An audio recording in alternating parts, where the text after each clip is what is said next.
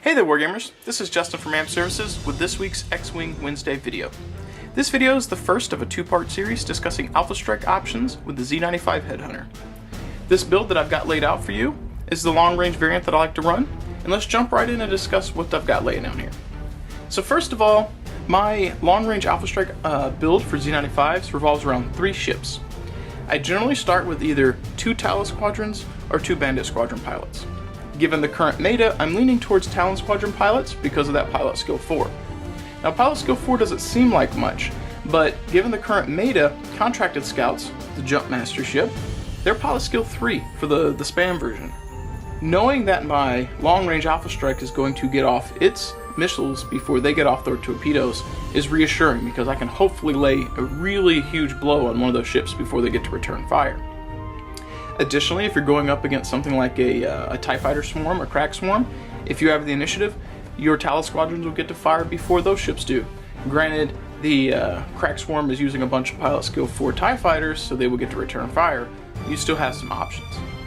So, the crux of this list, however, is Lieutenant Blount. Without Blount, the list just doesn't perform efficiently.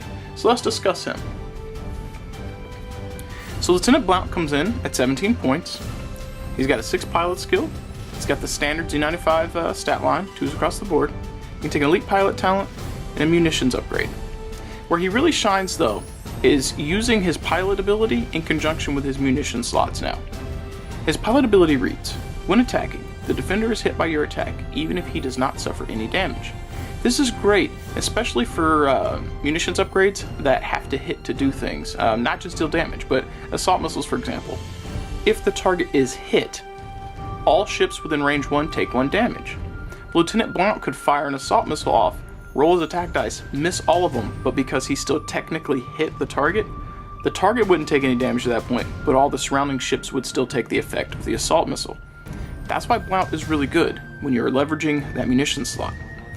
What he can also do, and something to keep in mind when you're using him, especially if you get off the Alpha Strike and you've still got him on the board to do something, if you target somebody with a stealth generator modification, he does not even have to hurt them because he technically deals damage to them even though he deals 0. He hits the target. So like a Sunterfell, for example, that's running a stealth generator, Blount only has to target him and he is technically hit by the attack and therefore loses his stealth generator. That's huge. For this particular build though, we're going to be leveraging Lieutenant Blount's pilot ability with thread tracers.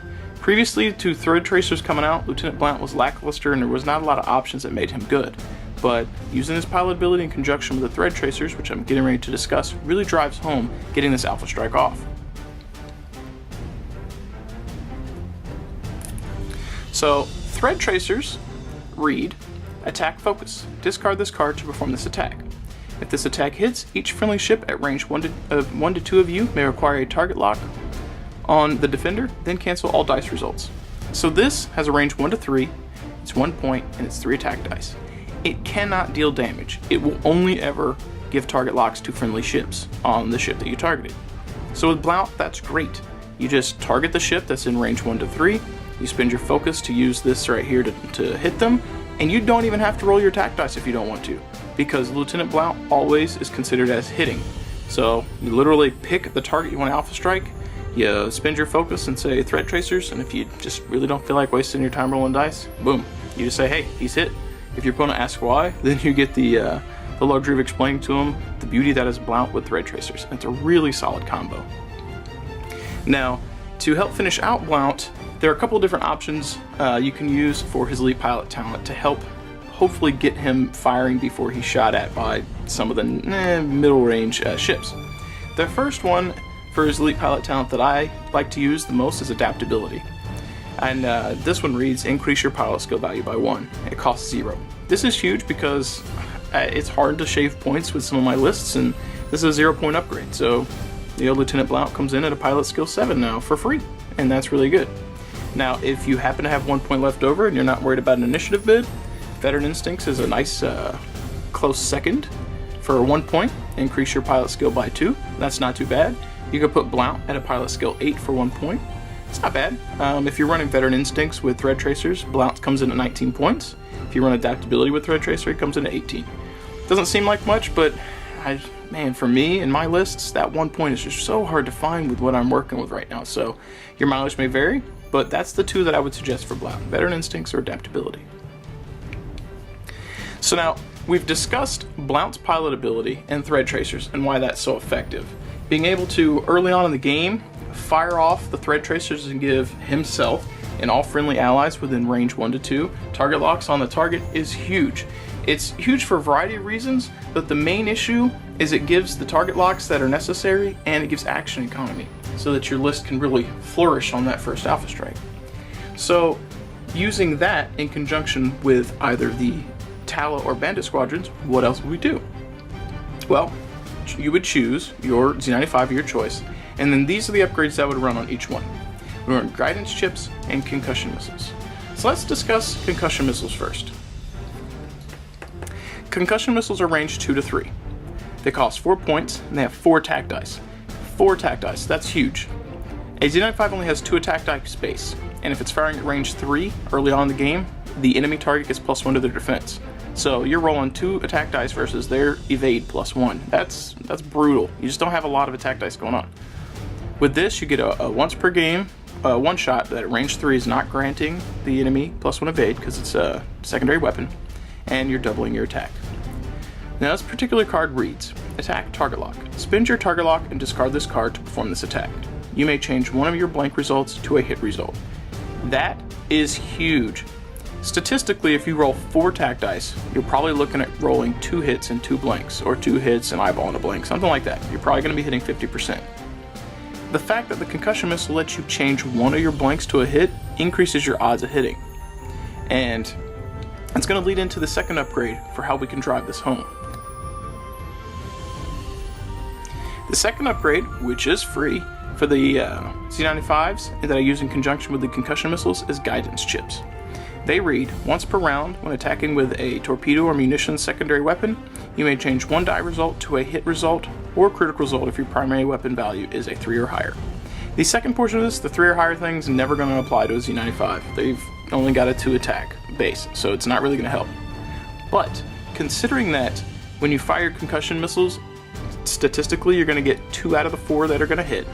You get to change one of your blanks to a hit because of concussion, and then you can change one of your other blanks or focus results to a hit with guidance chips. You're almost guaranteeing that unless you roll really poorly, you're going to hit with 3 to 4 hits on your concussion missiles. And at a bare minimum, if you roll 4 blanks, you still get 2 hits, guidance chips and concussion. So you know when you fire them, you're guaranteed 2 hit results. That's not where the effectiveness of this combo stops though. This is the beauty of the long-range Alpha strike. You move your ships together, and on the turn where you're planning to Alpha strike, you would focus on all 3 Z95s, Blount, your 2 Towels, or your 2 Bandits. Now you're focusing on Blount because he has to spend a focus to fire off his thread tracers. You're focusing on the Towel and the Bandit squadrons because you're banking on the Lieutenant Blount to get off his thread tracers and give them a target lock. So your other Z95s are sitting on a target lock and a focus. You have to spin the target lock to fire the concussion, and now you're sitting on your focus. You can use the focus for defense or attack. So you roll your concussion missiles, you roll 4 blanks, you get 2 hits automatically. You roll 2 hits and 2 blanks, you got 4 hits because of the concussion missile ability and guidance chips. But on top of the guidance chips and the concussion missiles ability, if your dice rolls are wonky and you happen to get focus results, you still have that focus token to spend to really drive home and get those hits through on the concussion missiles early on. Raw statistics, you're probably hitting with almost 4 hits on that initial Alpha strike with a concussion missile if you're sitting on a focus and you use your guidance chips and your concussion missile ability correctly. So what does this list look like points wise? So if you're going with a Bandit Squadron pilot and you're running the concussion missiles and guidance, you're looking at 16 points apiece. So if you run 2 of those, that's 32 points, plus Lieutenant Blount, and if you're running adaptability with thread tracers, he's going to come in at 18 points, and that's 50 points on the dot for Lieutenant Blount, adaptability, thread tracers, 2 Bandit Squadron pilots with concussion missiles and guidance, 50 points. This still leaves you 50 other points to run maybe 2 twin laser turret Y-wings, or another Z95, and a light X-wing, or something like that. Whatever you want to run, you still got 50 points to spend. You know, now, if you wanted to spring for the Veteran Instincts instead with the Bandit Squadron, 51 points, 1 point difference. If you decided to spring for the Talus Squadron, instead of being a 50-point build, you're looking at a 52-point build, or if you're running Veteran Instincts, a 53-point build. So, for a small amount of points, you can really change up your spread and tailor this for the type of list that you want to run. So, to do a quick overview of what you would do to start the game, though, and why this is my preferred of my two Alpha Strike methods with Z95, you would start these in the squadron with all three kind of together, and probably do a slow maneuver early on in the game to get a feel for what your opponent's going to do. If your opponent knows that you're going to be going for this range 2 to 3 Alpha Strike, if they can zip up and get into range 1 of you really fast before you can fire your shots, you're not going to be able to get these off, and that's a problem. So I like to do a slow play early on, just to see where they go, and then try and get into position. You want to make sure that you're able to get off these missiles and not lose your ships before they get to do so, if at all possible. So, what do you guys think? Is this a build that you've played or considered, or is this something new? Are you a veteran or a new player? Let me hear your thoughts. I want to get a discussion going. Additionally, if you haven't already, please take a moment to subscribe, and also head over and check us out on Facebook. You'll be able to keep up to date with all of our current commissions, promotions, and just pretty much whatever we're doing with the gaming community. Finally, I also get paid to paint. If you might want to have me paint some type of X-Wing miniatures for you or other tabletop minis, click quote request now. Also, I've been trying to get my Patreon going, and if you'd like to support my channel and get some cool swag in return, click that now too and check it out. Thanks for watching, guys. I hope you enjoyed, and as always, happy wargaming.